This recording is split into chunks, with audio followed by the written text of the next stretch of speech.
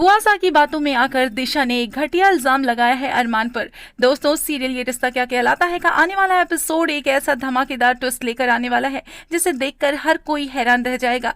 जिस सच को छुपाने की कोशिश दिशा और उसका पूरा परिवार लगातार कर रहा था, अब वही सच सबके सामने आने वाला है और इस बार दादीसा का गुस्सा भी सातवें आसमान पर होगा। कहानी की शुरुआत होती है उस हंगामे से जो कि पूरे परिवार को हिला चुका था, लेकिन इतना बड़ा तमाशा होने के बाद भी कुछ लोगों की हरकतें बंद होने का नाम ही नहीं ले रही और तभी गुस्से से भरा अरमान कहता है कि इन लोगों की वजह से उस दिन भी इतना बड़ा तमाशा हुआ और अब वो उनकी सारी हिम्मत तोड़ कर रख देगा। दरअसल शो में लंबे समय से देखने को मिल रहा है कि दिशा का पूरा परिवार झूठ और चालाकियों के सहारे खड़ा है। परिवार का लगभग हर सदस्य सच छुपाने और झूठ का साथ देने में लगा हुआ है।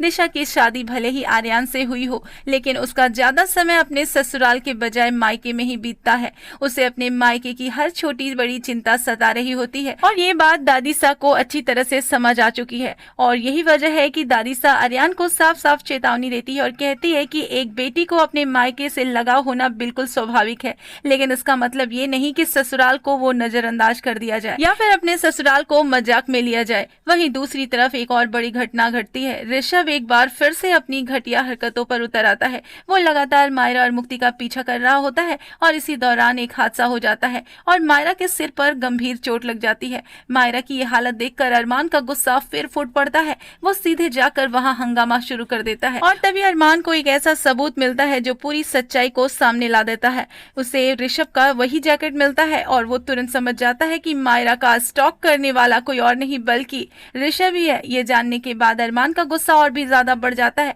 वो वहां तोड़फोड़ शुरू कर देता है, लेकिन इसी बीच अचानक अरमान की तबीयत बिगड़ने लगती है। उसे फिर से अटैक आने लगते हैं। ये देखकर अभीरा घबरा जाती है और तुरंत ही अरमान को हॉस्पिटल लेकर पहुंचती है। उधर पोद्दार परिवार में एक और घटना घटती है। बुआ दादी के लिए रखा गया तेल अरमान की तोड़फोड़ के दौरान जमीन पर गिर जाता है। बाद में जब दिशा वहां से गुजरती है तो उसका पैर उसी तेल पर फिसल जाता है और वो बुरी तरह से गिर जाती है। गिरने की वजह से उसके हाथ में फ्रैक्चर हो जाता है।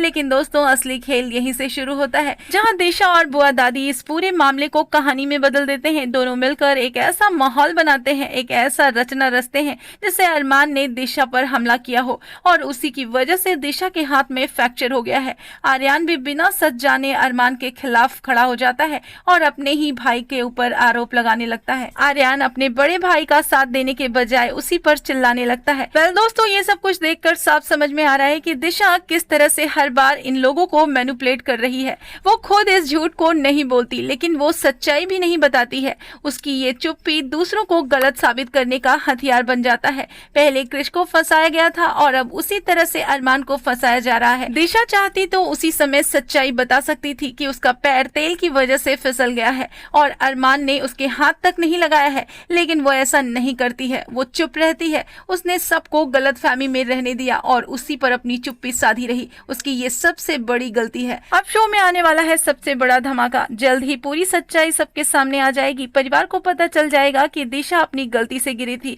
तेल जमीन पर फैला हुआ था और उसी वजह से उसका संतुलन बिगड़ गया था। अरमान का इस हादसे से कोई भी लेना देना नहीं था।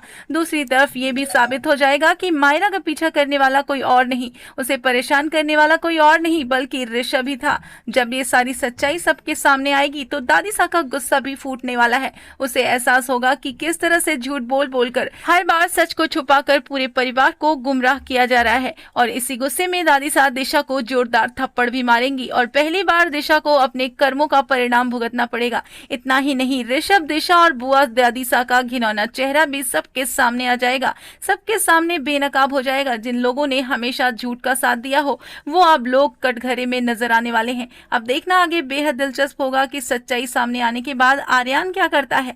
क्या उसे अपनी गलती का एहसास होगा? क्या वो अरमान से माफी मांगेगा? और क्या दिशा आखिरकार अपनी हरकतों की सजा भुगतेगी? तो दोस्तों, आप भी अपनी राय हमें कमेंट में जरूर लिखें। धन्यवाद।